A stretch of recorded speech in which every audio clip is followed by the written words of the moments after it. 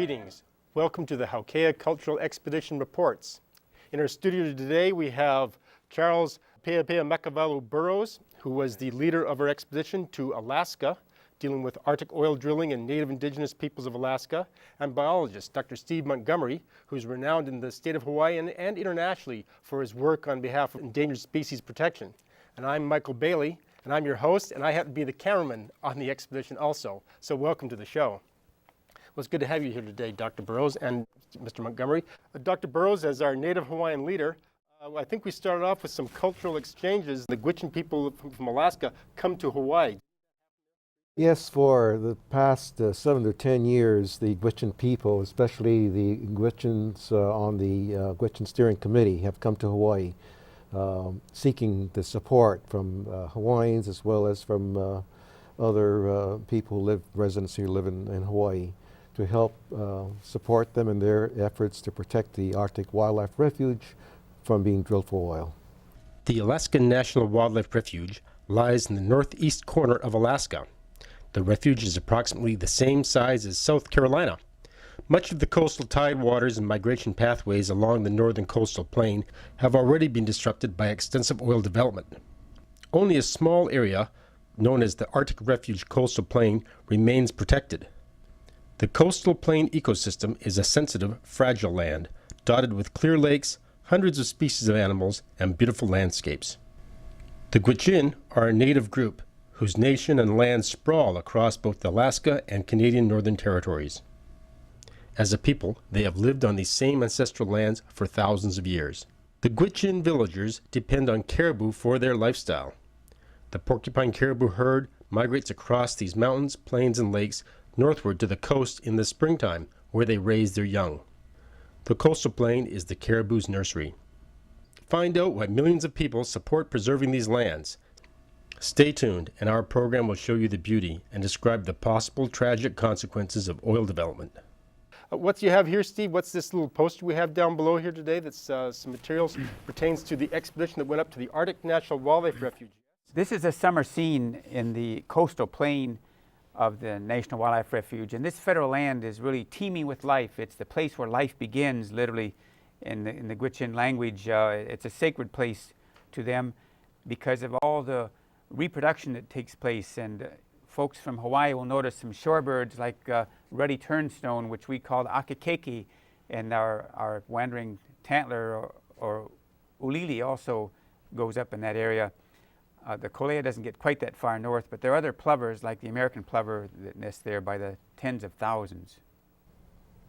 So here we have what undoubtedly are caribou, isn't that right, Steve? It's quite a herd. It looks like they're getting ready to cross the Brooks Range, because after having their calves on the coastal plain near the Beaufort Sea, they will cross that mountain range and head for their wintering grounds, most of which are in Canada and some in Alaska.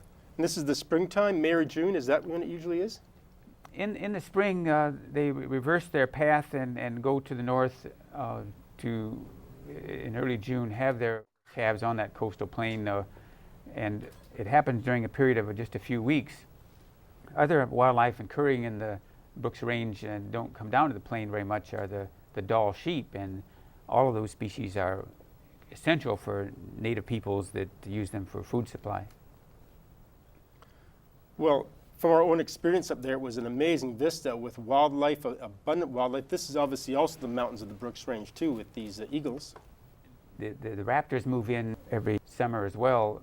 The snowy owls move a little bit to the south during the winter, but can sometimes breed for most of the summer months. Golden eagles are common in the area as well. So obviously this area is fairly special. I mean, that was one of the reasons you decided to organize the expedition, right, Dr. Burrows?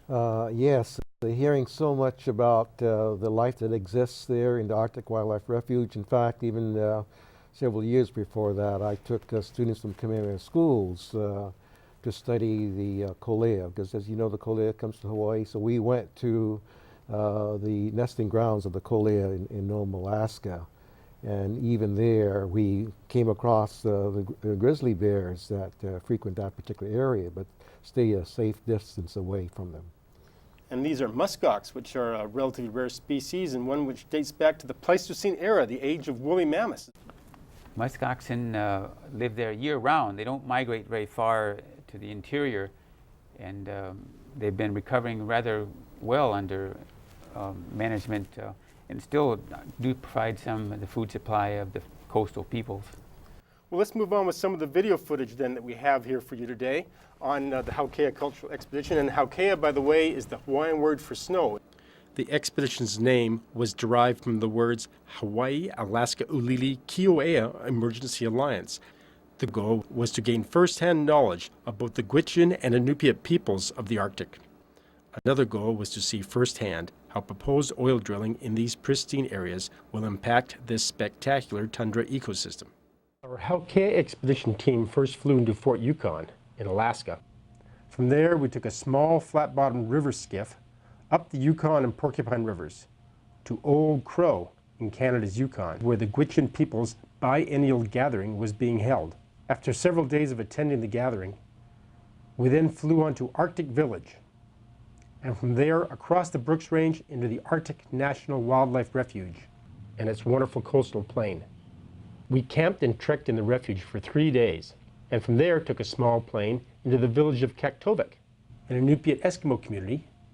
After that, on to Nuiqsut, another small Inupiat Eskimo village. And after a total of 21 days, we then returned to Fairbanks in central Alaska. This was on board a boat that was owned by Jonathan Solomon, who's a renowned Gwich'in leader. And indeed, this was quite a cold trek. This is the middle of July, but it was very bitter, if I remember right. Especially on the river with the wind blowing at you, was very, very cold. And of course, we had an opportunity to camp on the shores there for 2 nights there. A very interesting experience. There's Jonathan Solomon, our trusty leader of our river expedition. And there we have you, Dr. Burrows, and this is Bob Childers, who's a renowned Gwich'in consultant and guide of northern Alaska. Of course, we have the Reverend Douglas Leggett, who's part of our crew, a United Church of Christ minister. And of course, Reverend Leggett was the key member of our expedition. After 2 days' travel upriver, we arrived in beautiful Old Crow, population 300. And were greeted by the Royal Canadian Mounted Police for the customs inspection. It went rather smoothly. And in keeping with Native tradition, there was an exchange of greetings and gifts conducted upon arrival. So I will start with a chant of asking permission to be here and to be together, to share together in our experiences for the coming days. Meki ikapai, e hoike ikapai, a napa napa, hoike, kuno, manao, okono, e mai, eli mai, e ano mako ne. Aloha. Hello. I want to welcome you to our land, and as it is our tradition, when you come to our land, you are our responsibility. It is our responsibility to look after you, to guide you, to feed you.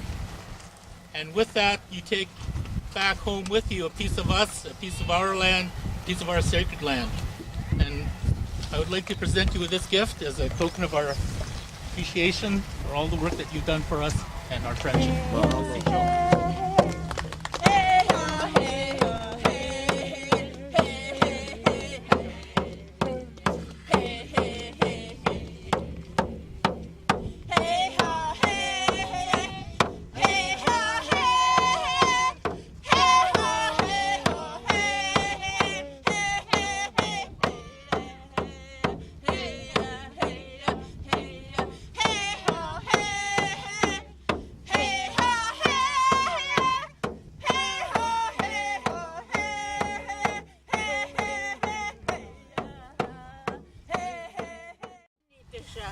Yentau kun tot tsukka herra.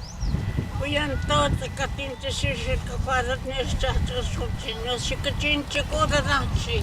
Shok shik hikashin takuchin ai. No hek akwadat Jesus Christ patukundi. Ako tau chan kuja tikuinizam. Kujun kyo shuk no nicha shik no hata tekpenashan kurti. Amen. The Gwich'in gathering in Old Crow was widely covered by numerous news media, including Canada's CBC Evening News. from one environmental concern to another. A story now about the Arctic National Wildlife Refuge. It's one of the topics